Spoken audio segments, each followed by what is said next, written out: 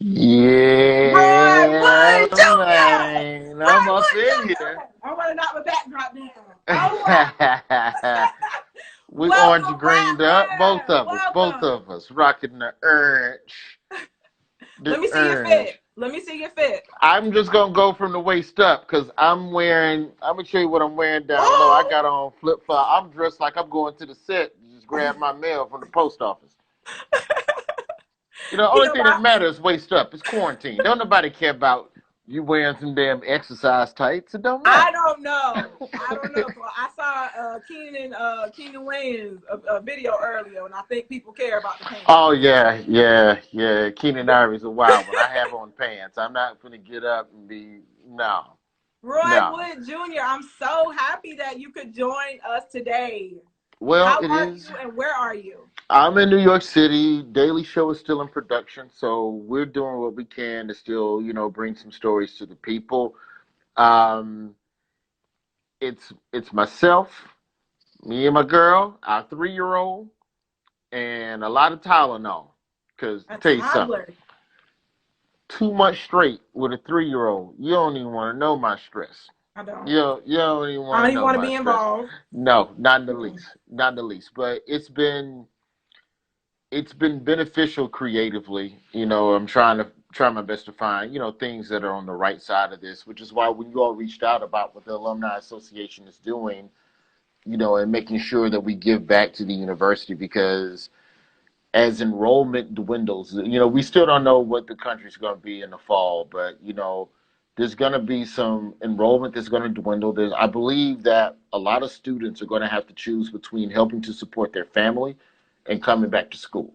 So for those students that don't come back, it's going to be harder on the school to make their numbers, and that's why what this is doing is That's important. real. Alumni Association is That's already real. important, but what what's happening right now, this is helping to plant the seeds of stability for FAMU down the road because I've read a lot of different reports that college could be a much altered experience if there's more e-learning happening than people on campus.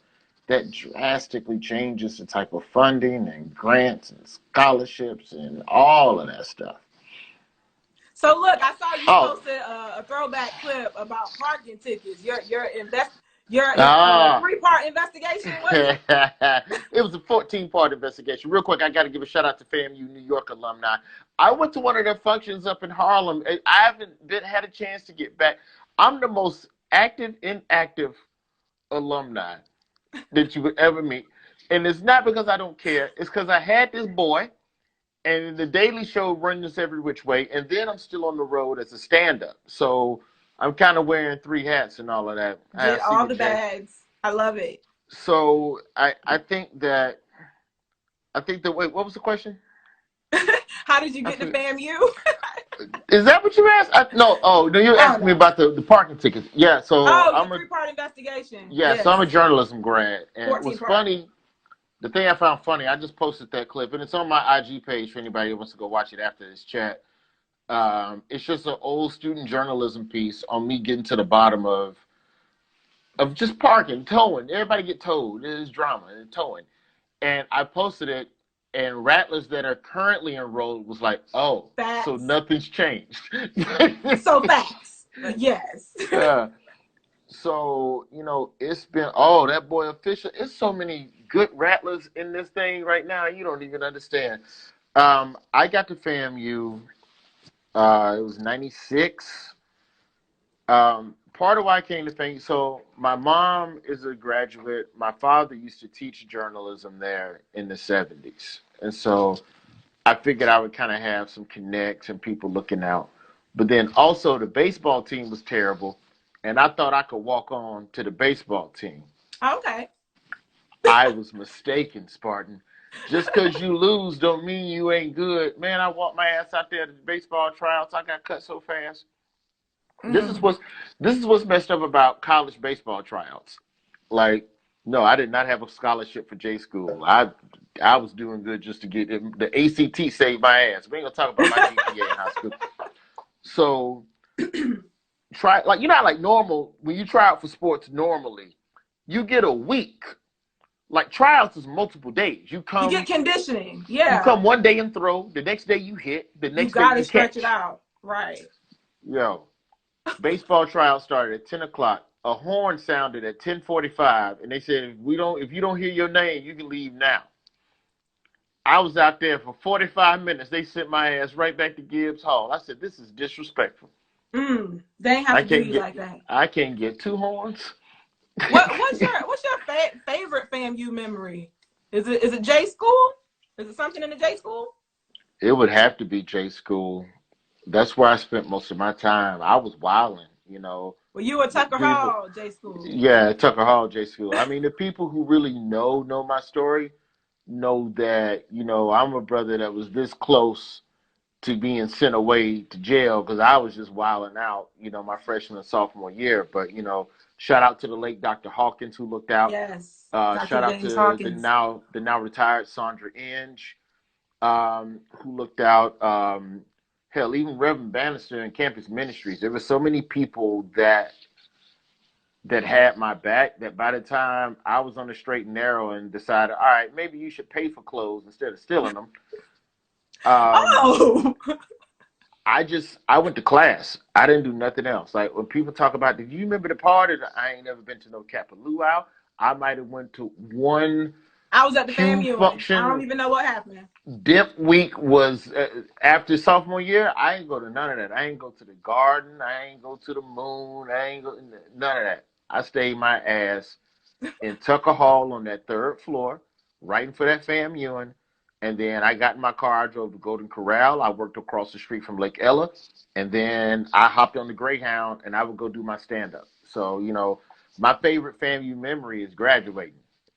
If it would just be 100 about it. Because for me to get to that graduation, that was a mother journey. That was a journey. Was Dr. 100%. Hawkins the dean when you walked across the stage? No, it was still Dean Ruggles at the time. Hawkins was still the number 2 on his way up. I remember, I can kind of merge a comedy memory real quick. So they used to do comedy shows at Lee Hall. Like back in the day, comedy shows weren't always done in the gym. If it was like a decent comic or whatever, they would put it in Lee Hall and it'd be something like properly set up. Me and my partners was in the balcony. This was freshman year. And we booed Lavelle Crawford so hard. Not Lavelle. For no reason. Unprovoked. Just being ignorant. We booed this that is Negro. So FAMU. We brutalized him, right? We brutalized this man. Fast forward 10, 15 years later, I'm on a show with Lavelle. I do the show, and I speak, and for the most part, we don't really know each other. This is in Birmingham. At this point, I'm at home in Birmingham. I'm co-hosting the morning show. And so I'm hosting that weekend for Lavelle. And I do my jokes. I come off stage. I see Lavelle backstage. He goes, good job. I should have booed you like you did my ass in Tallahassee. And I'm like, yeah, it comes back around. And I'm like, how do you even remember that? He said, man, I saw that big ass head up in the back. And then he just roasted me to no end. So I earned that one. So, you know, I would probably say those are probably like the number 1 and number 2s. How do you think FAMU has impacted your career, your experience? It's made me not take no for an answer. It's taught me about the tenacity of hard work and the need to not lean on anyone. You have to be self-sufficient. And I can only speak, you know, through the eyes of journalism, but you have to be self-sufficient. You have to make sure that you are doing things that create opportunities for yourself. The lesson that I should have taken from FAMU that I didn't really gather until later on in life is that you also have to surround yourself by other people that are driven. So in your time on campus, it's important to make sure that, and this is with any college really, it's important to do what you can to be around other people that have drive. What is your, not to switch it too much, but we are in a pandemic right now, a worldwide crisis. What words of encouragement do you have to everybody who's just trying to make it through right now? Figure out plans. I'm not saying just sit in a corner and pray and stay strong, but also be vigilant and as creative as you can. There's going to be a lot of opportunities that are going to come out of this creatively. As bad as it is now, the world is not going to stop spinning. So This is just a reset. It's just a it's reset. just a reset. But, for a lot of people, it's going to be a pivot and it's going to be Mm-hmm. scary. It's a lot of people working jobs right now that they would have never thought a month and a half ago they would have to hold. But you do what you have to do to make sure that you're putting food on the table and supporting yourself. But even while you're doing that, don't lose sight of whatever it is that you're after. I would argue that in most industries, the discerning factor between someone making it and not making it a lot of the time is emotional perseverance.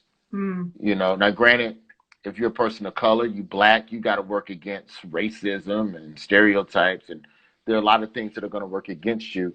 But if you outwork everybody, you don't even have to be as talented, which is Mm-hmm. crazy to say. Work But ethic.